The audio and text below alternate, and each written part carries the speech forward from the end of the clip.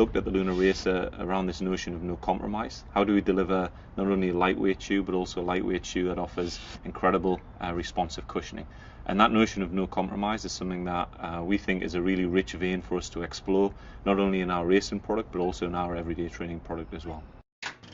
The thing we wanted to do with our training shoe was not only utilise what we'd learned in the Racer about a really responsive cushioning system with the Lunar Light, but also try to offer runner-specific support. We did this by utilising a new system that we've got under patent pending right now, which is what we're calling dynamic support.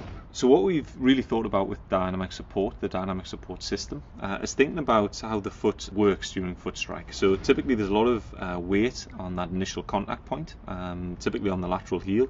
There's then transfer of weight from the lateral to the medial side and from the heel to the toe. What we did with dynamic support was really think about how we could manage impact forces and also provide runner specific support. The way that we did that was to use Lunar Light system to ensure that we have responsive cushioning.